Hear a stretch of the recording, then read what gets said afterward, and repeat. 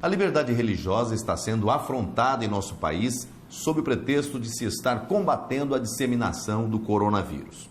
Assim como outros setores da sociedade, as igrejas estão dando um exemplo de absoluta cooperação nesse momento de pandemia. O acatamento das medidas de isolamento foi inequívoco, além de ter sido rápida a busca de alternativas para prestar assistência espiritual sem a necessidade do ajuntamento de pessoas. Os religiosos desse país sabem muito bem a seriedade do momento e a maturidade no âmbito de todas as religiões. Mais que isso, as igrejas, como sempre fazem, têm dado mostras de solidariedade assistindo às comunidades menos favorecidas. Apesar disso, estão sendo vítimas de abuso de autoridade, de abuso de poder. Vou dar alguns exemplos. Em Luiz Correia, Piauí, um pastor da Igreja do Evangelho Quadrangular estava com mais 3 pessoas fazendo a transmissão de um culto online. Foi interrompido por agentes da Vigilância Sanitária e pela Polícia Militar, que ordenaram o fechamento do templo.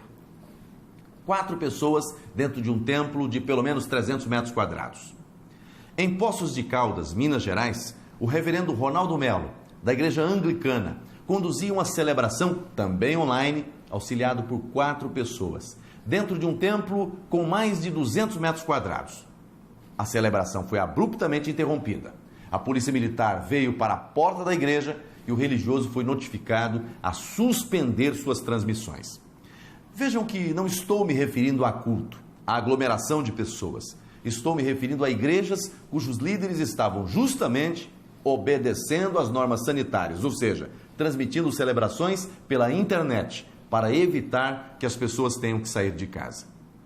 O que está ocorrendo, portanto, é mais que restrição ao culto. É uma flagrante violação à liberdade religiosa, o que é simplesmente inadmissível. Em João Molevade, Minas Gerais, o pastor Jesus Jânio estava dentro do templo com a esposa, a filha e um voluntário da igreja. A mesma cena, polícia militar e fechamento do templo. Em Forquilinha, Santa Catarina, uma família de 5 pessoas realizavam um culto doméstico. A polícia militar compareceu e fez interromper a oração. Nem na época do Império era proibido realizar culto doméstico. Aliás, o que um culto realizado por uma família que está convivendo todo o tempo na mesma casa fará de diferença em relação à pandemia do coronavírus? Será que é a oração que transmite o vírus? Tenho recebido também notícias do meu estado de Rondônia, que estamos apurando melhor. A situação chegou a um ponto crítico, que não pode ser tolerado. Todas essas ocorrências estão registradas, inclusive em vídeo. Na prática, os pastores estão perdendo até o direito de posse dos templos. A pandemia do coronavírus é uma realidade e precisamos adotar todas as medidas possíveis e cabíveis para conter a disseminação do vírus. Isso, todavia, não é uma licença para o arbítrio e para a supressão de direitos e garantias fundamentais tão caros como é a liberdade religiosa. Assim como é necessário, excepcionalmente, o ajuntamento de pessoas em pequenos grupos para a manutenção de serviços essenciais, não se pode impedir que qualquer religioso utilize seu templo para realizar uma transmissão online ou prestar assistência espiritual, seguindo as recomendações, obviamente, do Ministério da Saúde. As autoridades sanitárias têm competência para exigir, no âmbito administrativo, que sejam cumpridos os protocolos necessários à proteção da saúde, tanto do indivíduo quanto da coletividade. Mas, jamais podemos cogitar ser possível fechar um templo. O mais grave é valer-se de força policial em atitudes absolutamente constrangedoras para fazer valer medidas abusivas.